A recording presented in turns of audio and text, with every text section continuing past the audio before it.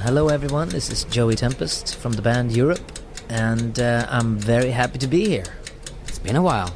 Yeah. Like almost 10 years. Yeah, it's been a long time, but we're back, and it's my old friends, and we've done a new album, and we feel pretty good at the moment. Your old friends from Europe. Exactly.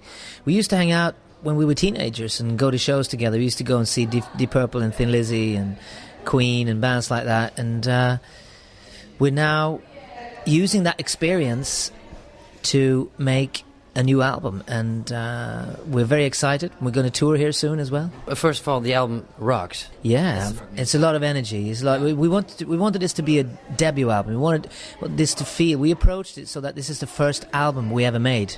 That's why we call it Start from the Dark. It's like we did it in secrecy in Stockholm in the winter, cold winter, in the darkness, without nobody knowing it. And even not your friends. We didn't even know it. No. Well, the friends and family did know it. But had to keep their mouth shut. Yeah, well, nobody could find us. We were in a very strange rehearsal place. Anyway, so we did it in 40 days. You know, the rehearsal, the recording, the mixing, everything, and we just wanted to capture the feeling of the excitement of us being together again, the friends, and also we wanted to get back on the road again. Yeah. But the important question was, how did you guys get together again? I think it's over the years we always kept in contact. We kept sending us solo albums to each other, calling each other up, and I think everybody knew that one day. But it was Millennium Eve in Stockholm. We met for the first time in many years to play together. How many years? Well, with John back in the band, that would probably been 13 years ago.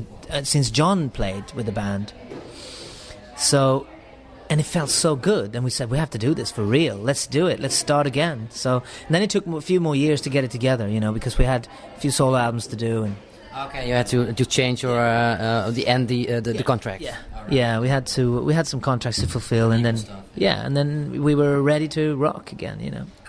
Yeah, it's great because when I got the promos, it was like, "Oh, Europe back together. That's cool." But then start off with the song "Got to Have Faith." Could you tell something about that one?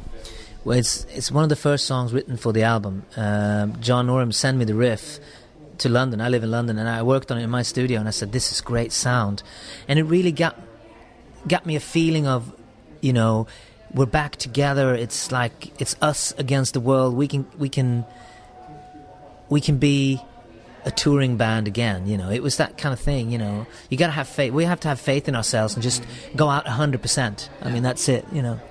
So through the years, you've always stayed a musician. Oh yeah, I mean, I did 3 solo albums in the break, so I've always studied music and gone to a lot of gigs. Yeah, I've been busy doing music, you know. Yeah. And the rest of the guys? Yeah, John Norum, of course, has done a lot of solo albums. The other guys played with Glenn Hughes on a tour and a few albums, and they played on other albums as well. So everybody's sort of kept busy and played their instruments. How was the first band meeting? Because after 4 years, because now the Millennium Night you played last time, after that, the first meeting, what was it about? Was it tension? No, the first meeting was probably only me, Mick and Ian meeting in... we used to meet up in Stockholm in Mick's place. I came in from London and we meet. It's just been planning a little bit, you know. We've been planning, deciding what to do, and deciding that we want to take control over everything. So we own all our music and the masters, and we license it out to record companies that want to work with us. That want to work with us, and just to make sure we do everything right, you know, learn from the past and make it right. And then we started meeting with John Levin and John Norum, and all of us got together. I remember the last meeting we had was 2003, and we decided to go for it. Yeah, let's do it. We had a few beers, and we were just talking about the old past and talking through everything, and decided that we're going to write together. And so John and I was writing a lot of stuff for this album together. Okay. Yeah. And when you're talking about the past, what's one of the biggest thoughts about the old time? Like what's really important? What was the most important thing you ever experienced then? Well, I think it was the world tours and the touring. That was because when we were kids, we used to go and see shows with Thin Lizzy and think, we want to do that, we want to tour. So we went home and we practiced and we practiced and we practiced. You got big, huge. Well, then we got to do our first album. That was '83, and we got a following, we got fans, and Japan woke up, and we got Japan. On the second album, Wings of Tomorrow, we got America interested, so we managed to get a deal in America with a big contract. And then we did the third album. We've already toured and done a lot of traveling then. Not many people know that we were already a touring band, established in many countries. But then we did Final Countdown with an American producer, and then it all went very, very big, very crazy. Really? Yeah. Still watching the photos and stuff, and movies. There's a DVD coming out soon. Yeah, some stuff on it. We're recording everything now with home cameras. We're recording the live gigs. We're recording the sound. We're documenting everything. So we're going to have a great DVD coming out next year, and we're going to record one of the shows this autumn as well as a main feature of the DVD. And then we'll have Sweden Rock Festival, which we did earlier this year as well. We did a lot of festivals this summer, and we're going to put that on. So it's going to be, for us, it's going to be very exciting because we've never done anything like it. And I think for the fans and people that want to know about Europe, it'll be everything, because we've never done it before. So it's going to be very exciting, I think. Yeah. How were the first shows on the festivals, for instance?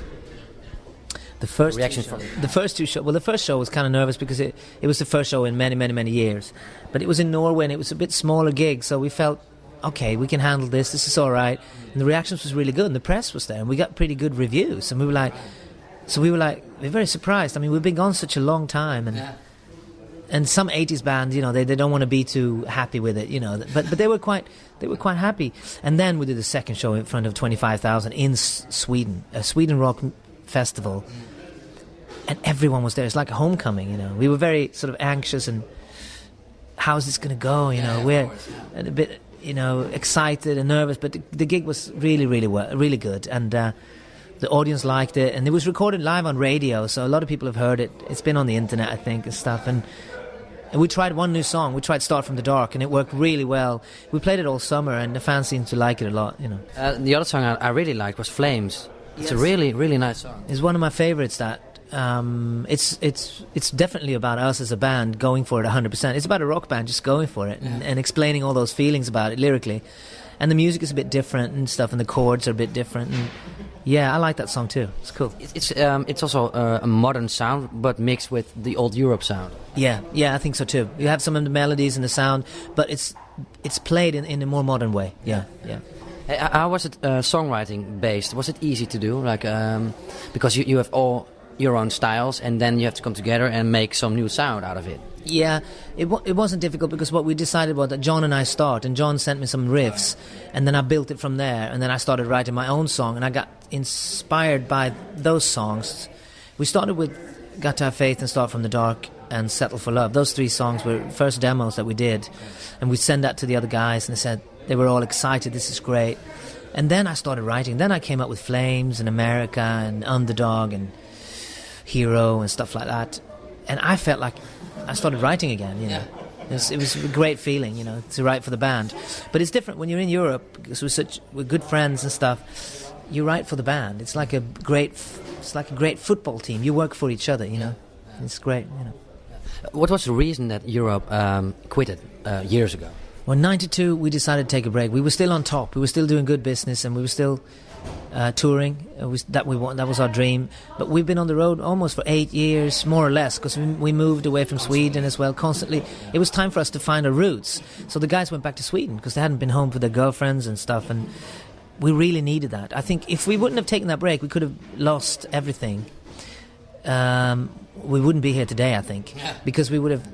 When we lived in Los Angeles, it was hard on the band. You lived there with the whole band? Well, we did the Prisoners in Paradise in Los Angeles. And it wasn't too good for the band because the band needed roots from Europe, from the continent Europe, from Scandinavia, and the cold weather and everything, and we lost all that. So we started sounding too American, I think. And it wasn't getting too arrogant and stuff. Yeah, well, I don't know if we got arrogant. I think we always tried to keep our feet on the ground, but we were losing it a little bit, So it was time to take a break.